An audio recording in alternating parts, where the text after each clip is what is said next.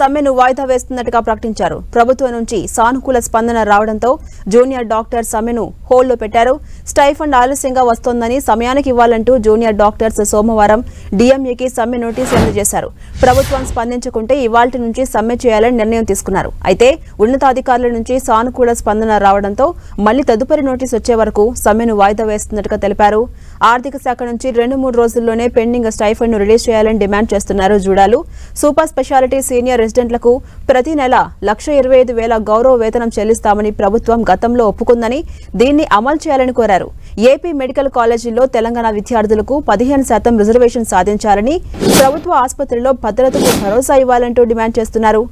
ఇక హాస్టల్ను మెరుగుపరచాలని, ఉస్మానియా ఆసుపత్రికి కొత్త భవనం నిర్మించాలని, ప్రభుత్వ హాస్పిటల్స్ లో వసతులు పెంచాలని నోటీసులో తెలిపారు. ప్రతి నెల 15 వరకు స్టైఫండ్ అందజేస్తామని ఇటీవల వైద్యారోగ్య శాఖ మంత్రి హామీ ఇచ్చారని, కానీ ఇప్పటి వరకు నెరవేర్చలేదని చెప్పారు జూడా అధ్యక్షుడు హర్షసాయి. ఏపీలో జీవో 36 ద్వారా 2-3 రోజుల్లోనే స్టైఫండ్ నిధులు మంజూరు చేస్తున్నారని చెప్పారు. తెలంగాణలో కూడా ఇదే తరహాలో అమలు చేయాలంటూ డిమాండ్ చేస్తున్నారు. అయితే జూనియర్ డాక్టర్ల డిమాండ్లను పరిగణలోకి తీసుకుంటామని అటు ఉన్నతాధికారులు భరోసా ఇవ్వడంతో సమ్మెను వాయిదా వేశారు. దీంతో అన్ని వైద్య సేవలను యథావిధిగా కొనసాగిస్తామన్నారు డాక్టర్లు.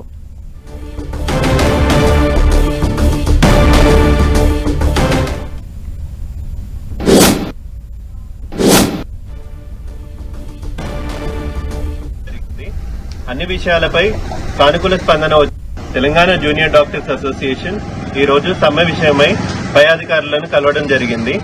అన్ని విషయాలపై సానుకూల స్పందన వచ్చినందున ప్రస్తుతానికి తాత్కాలికంగా ఈ సమ్మెను వాయిదా వేయడం జరుగుతుంది.